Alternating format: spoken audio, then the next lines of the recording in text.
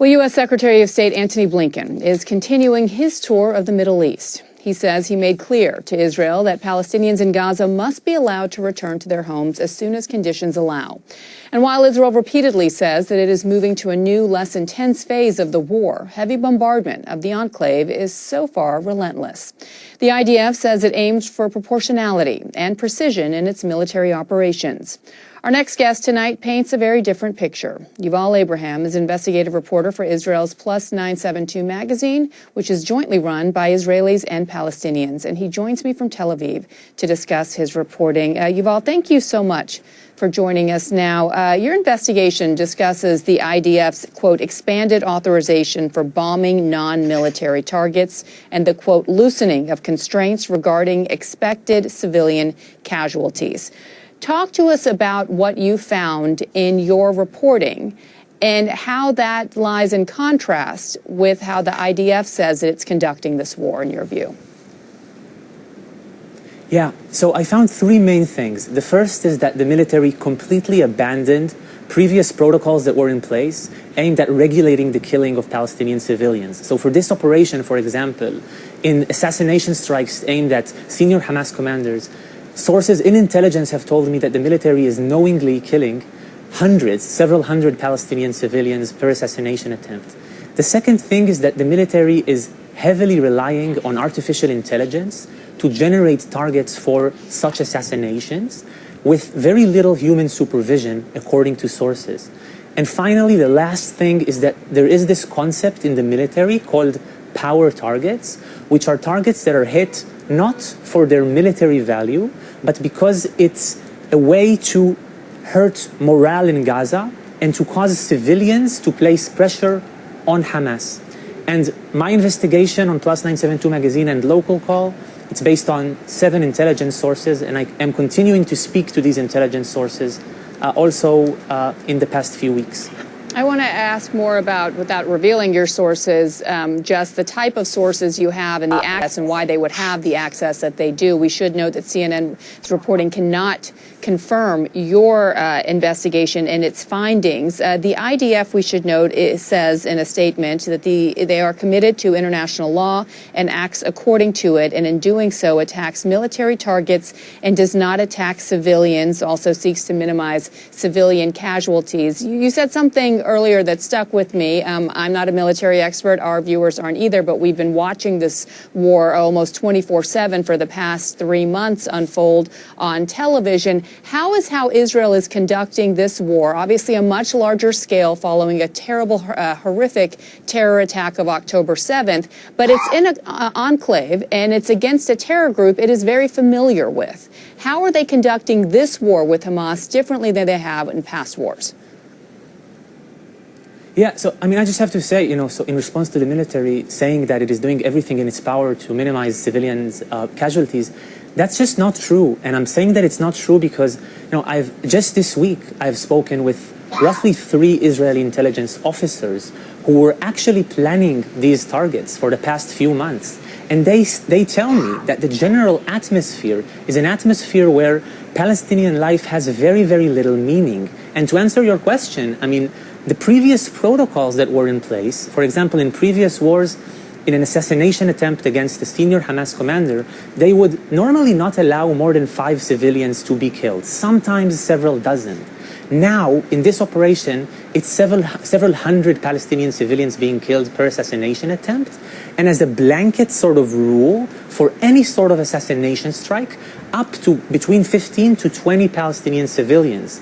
Now, the use of artificial intelligence is so massive in this operation that by the second week, most of the target creation process, according to sources, already became automated. And sources that were there and they were operating these AI-generated target machines said that most of the targets created were junior Hamas operatives that were being bombed, again, when they are in their homes, killing not only them, but up to between 15 to 20 Palestinian civilians, entire families around them.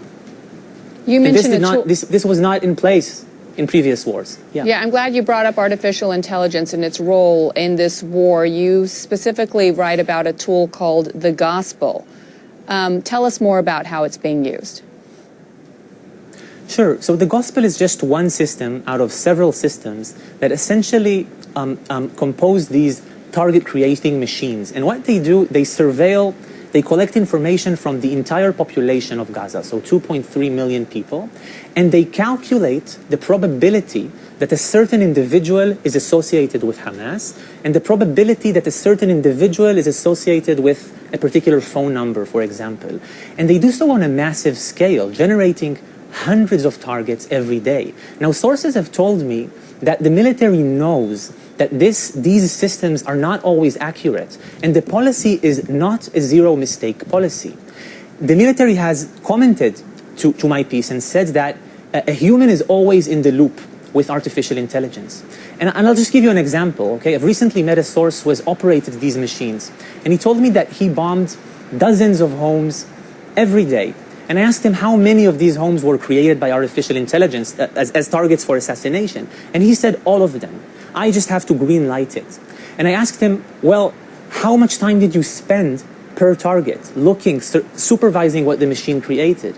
And the source said that there were weeks, that there was so much pressure to create as many targets as possible, that he spent 20 seconds per target. And the supervision was to check if the AI generated target for assassination is a male or a female.